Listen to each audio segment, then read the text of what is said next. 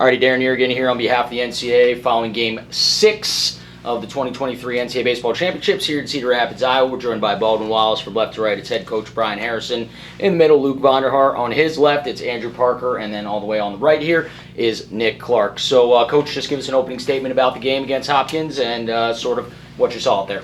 Yeah, solid game through 5. We gave up 2 big innings in the 6th and the 7th. Baldus just gave us everything he got. He pulled a muscle last week against Aurora, and he really wanted the ball today, and he kind of labored through.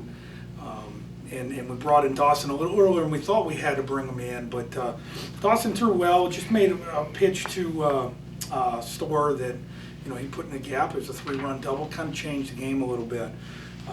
We didn't pitch, we didn't execute as well as we'd like to, but I thought our hitters showed up. We had a lot of great swings. 6 runs is a great offensive performance against a really good team that is ranked #1 in the country. So, and we had a lot of outs that just didn't go our way. So excited the way we play and excited to watch us bounce back tomorrow. Pitch it over to D3 Baseball. Coach, I'm going to try a positive spin for just a moment. All right, so you guys lost today, but of course you are still in the tournament. This is not elimination. You only have to play 1 game tomorrow, whereas in the past it might have to have been 2 just to get back to play Johns Hopkins again. It seems like it's not at all the end of the world. That's right. I think the format now just is so much better. It's so much. That's right. You can lose a game and still come out and get into the championship bracket. So we just got to pitch it a little bit better tomorrow. Sevi Cantini will get the start for us. This will be his 2nd World Series start. He started last year in the World Series game against Trinity. So.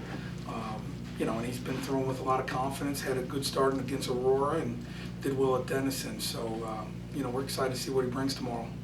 You mentioned that, there was maybe a mistake to Stoyer that he hit. Of course, he hit a lot of stuff today, right? He sure did, yeah. We had him out front with the changeup and trying to throw a fastball off the plate to get back to the changeup, and that fastball was about neck high, and he put it in the pull side gap. It was just a great at bat. I mean, there's a reason he has the numbers he has. Nick, ball you hit out in the first inning. That's the first ball that's gone out to right field so far here in this tournament. Tell us a little bit about that. Just early on, just looking to do some damage. The pitcher made a mistake and left that breaking ball up, and I put a good swing on it, and I was, able to get my team on the board early. So.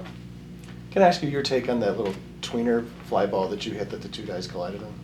Just what you saw, what you feel when you see stuff like that.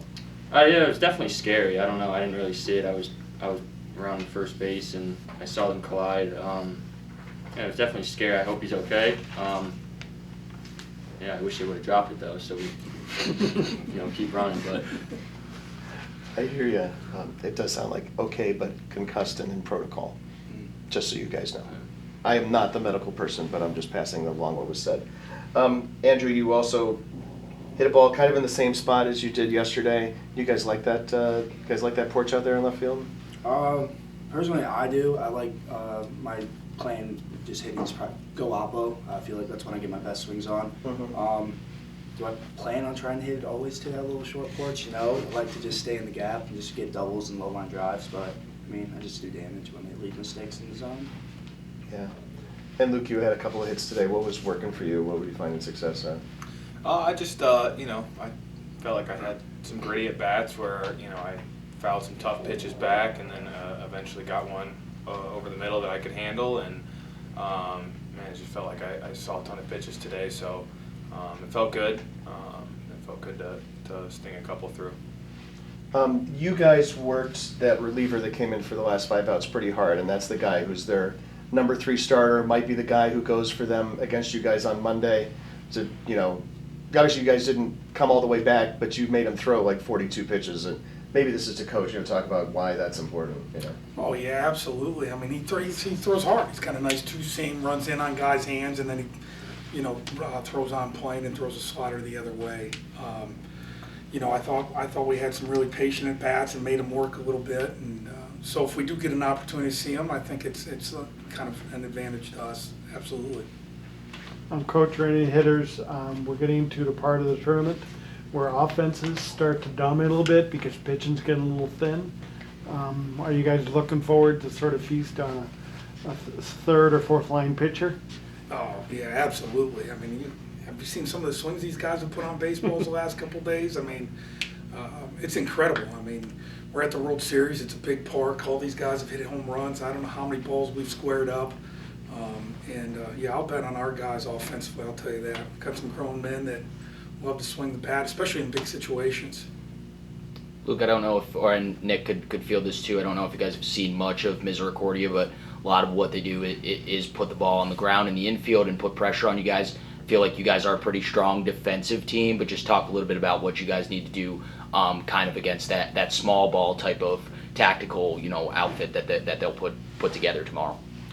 Yeah, we played them in Florida, and yeah, they did the same thing. I mean, they probably struck out like one time in that game that we played in Florida. Just guys that don't go away, put the ball in play, and yeah, put the ball on the ground. I think we're really solid. I think Sean made some incredible plays today. I think he's good with the glove, and Matt Terzola at second can glove it really well. So if we pitch and we play defense, that's all we can do. Pitch and play good defense, and things will work themselves out. Yeah, and Andrew, kind of, you guys, I would say, have a little bit of a different style. You guys can really hit the ball. So just talk a little bit about how that could play out to your advantage tomorrow against a team like Misericordia. I mean, if we just come in offensively for us and just do damage, get work counts, and limit them to not free bases, limit the short game, I feel pretty confident us winning tomorrow. Coach, you think just having played them earlier on in the season will help you just a little bit, just because you've seen it before? I think some of the teams have been a little bit off balance because it's kind of their first look at it. Yeah, we enjoy playing them. Pete does an incredible job. They're fun to play. It is definitely a different style. There's no question about it. But those kids are tough. They're tough. They're very well coached. They're going to take advantage of mistakes. So while we're not happy that we lost today, but it's cool playing Pete and Misericordia in the World Series. So he just does a great job. Absolutely. Any other questions for BW? I'm good. Alrighty, well, thank you to you four from the Yellow Jackets, and rest up and get ready for tomorrow. And we wish you guys nothing but the best of luck, all right? Yeah, thank you guys. Yep. Awesome. Thanks again. No problem. Tomorrow.